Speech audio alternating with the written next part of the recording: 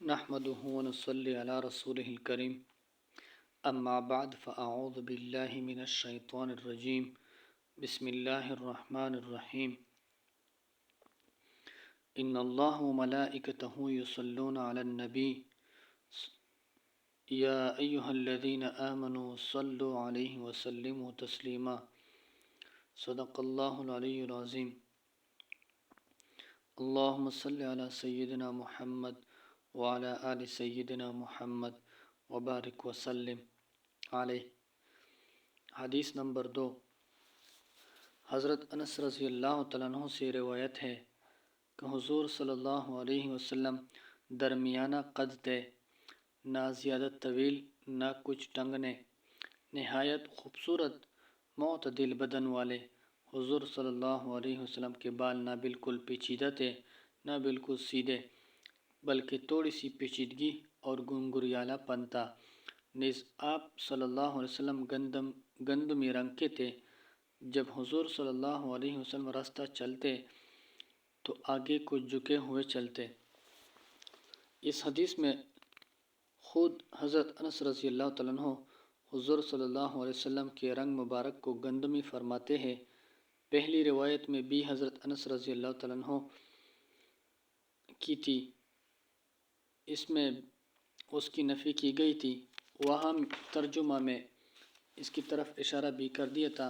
دونوں میں کچھ تعارض نہیں، حاصل دونوں روایتوں کا یہ ہے کہ حضور صلی اللہ علیہ وسلم کا رنگ بالکل گندمی نہیں تھا کہ جس کی وجہ سے روشنی اور حسن میں کچھ کمی آ جائے، بلکہ وہ کچھ چمک دمک اور خوبروئی تھی کہ آپ اپنے ساتھ تھوڑی سی گندمیت کو بھی ملائے ہوئے تھی۔ نیز اس حدیث میں حضور صلی اللہ علیہ وسلم کی رفتار کے بارے میں یتکفّأ کا لفظ واقع ہوا ہے۔ اس کے ترجمے میں علماء نے مختلف اقوال بیان کیے ہیں۔ بعض لوگ جلدی چلنے کا ترجمہ فرماتے ہیں اور بعض لوگ آگے کو جھکنے کا ترجمہ کرتے ہیں، اور بعض شراح قوت سے قدم اٹھانے کا ترجمہ کرتے ہیں۔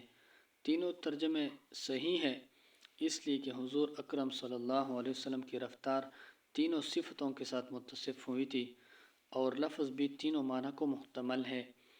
حضور صلی اللہ علیہ وسلم تیز رفتاری کے ساتھ چلتے تھے، محبوبین زمانہ کی طرح عورتوں کی چال نہیں چلتے تھے۔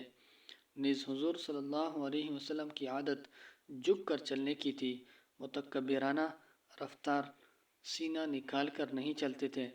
نیز مردانہ رفتار پاؤں زمین سے اٹھا کر چلتے تھے، نہ یہ کہ زمین پر پاؤں گھسیٹتے ہوئے چلے۔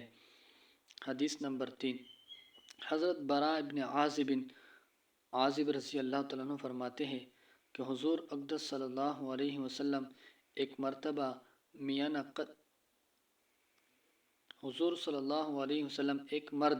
میانہ قد تھے، قدر درازی مائل جیسا کہ پہلے گزر چکا۔ آپ صلی اللہ علیہ وسلم کے دونوں مونڈوں کے درمیان قدر اوروں سے زیادہ فاصلہ تھا، جس سے سینہ مبارک کا چوڑا ہونا بھی معلوم ہو گیا۔ گنجان بالوں والے تھے جو کان کی لو تک آتے تھے۔ آپ صلی اللہ علیہ وسلم پر ایک سرخ داری کا جوڑا یعنی لنگی اور چادر تھی۔ میں نے آپ صلی اللہ علیہ وسلم سے زیادہ حسین کبھی کوئی چیز نہیں دیکھی۔ اس حدیث میں رجلاً مربوعاً کا لفظ آیا ہے، جس کا ترجمہ جیم کے پیش کے ساتھ رجل مرد کیا گیا ہے۔ یہ صحیح ہو سکتا ہے، اس قسم کے الفاظ کلام عرب میں ربط کے واسطے آ جاتے ہیں، لیکن چونکہ اس میں کوئی خاص صفت ظاہر نہیں ہوتی، اس لیے بعض محدثین نے یہ فرمایا ہے کہ یہ لفظ جیم کے زیر کے ساتھ یعنی رجلاً مربوعاً، جس کے معنی سیدھے پن اور ٹیڑھے پن کے ساتھ کے ہیں۔ یہ بھی ہو سکتا ہے کہ اس صورت میں یہ صفت حضور صلی اللہ علیہ وسلم کے مبارک بالوں کی ہو، جیسا کہ پہلا گزر چکا کہ حضور صلی اللہ علیہ وسلم کے بال مبارک کچھ تھوڑی سی پیچیدگی لیے ہوئے تھی۔ اس حدیث سے بعض علماء نے کچھ سرخ کپڑے کا مرد کے لیے مطلقاً پہننا جائز قرار دیا ہے۔ حنفیہ کے نزدیک اس میں تفصیل ہے، جو کپڑے کی تعین کے بعد علماء سے تحقیق کی جا سکتی ہے۔ علماء نے لکھا ہے کہ صحابی رضی اللہ تعالیٰ عنہ نے اس حدیث میں کسی چیز کو آپ صلی اللہ علیہ وسلم سے حسین نہیں دیکھا۔ یعنی یہ فرمایا ما رأیت رجلا مربوعا ما رأیت شیئا قط احسن منہ ما رأیت شیئا قط احسن منہ، میں نے آپ صلی اللہ علیہ وسلم سے زیادہ کوئی حسین نہیں دیکھا. اس لیے کہا تھا کہ انسان کے علاوہ چند، سورج وغیرہ ہر چیز کو شامل ہو جائے. حدیث نمبر 4. حضرت برا رضی اللہ تعالیٰ عنہ ہی سے یہ بھی روایت ہے کہ میں نے کسی پینٹوں والے کو سرخ جوڑے میں حضور صلی اللہ علیہ وسلم سے زیادہ حسین نہیں دیکھا. حضور صلی اللہ علیہ وسلم کے بال مونڈوں تک آ رہے ہیں. آپ صلی اللہ علیہ وسلم کے دونوں مونڈوں کے درمیان کا حصہ ذرا زیادہ چوڑا تھا اور آپ صلی اللہ علیہ وسلم نہ زیادہ لمبے تھے نہ ٹنگنے. یعنی حضور صلی اللہ علیہ وسلم کے مبارک بالوں کے بارے میں یہ روایت پہلی روایت سے مختلف ہو گئی، اس لیے کہ اس میں کان کے لو تک ذکر کیا گیا ہے، لیکن حقیقت میں کوئی اختلاف نہیں ہے، اس لیے کہ بال ایک حالت پر نہیں رہا کرتے، کبھی کم ہوتے ہیں کبھی زیادہ ہو جاتے ہیں، اور قصدن بھی کبھی کم کیے جاتے ہیں کبھی بڑھا دیے جاتے ہیں. حدیث نمبر 5. حضرت علی رضی اللہ تعالیٰ عنہ فرماتے ہیں کہ حضور اقدس صلی اللہ علیہ وسلم نہ زیادہ لمبے تھے نہ کوتاہ قد، ہتھیلیاں اور دونوں پاؤں پر پرگوشت تھے. یہ صفت مردوں کے لیے محمود ہے اس لیے کہ قوت اور شجاعت کی علامت ہے. عورتوں کے لیے مذموم ہے. بڑے بڑے ہاتھ والا یعنی پرگوشت ہاتھ والا یہ مردوں کے لیے محمود ہے، اچھی صفت ہے. عورتوں کے لیے یہ اچھی صفت نہیں ہے.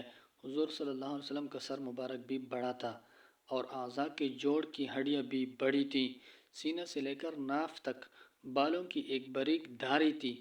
جب حضور صلی اللہ علیہ وسلم چلتے تھے گویا کہ کسی اونچی جگہ سے نیچے کو اتر رہے ہیں. حضرت علی رضی اللہ تعالیٰ عنہ فرماتے ہیں کہ میں نے حضور اقدس صلی اللہ علیہ وسلم جیسا نہ حضور صلی اللہ علیہ وسلم سے پہلے دیکھا اور نہ بعد میں دیکھا.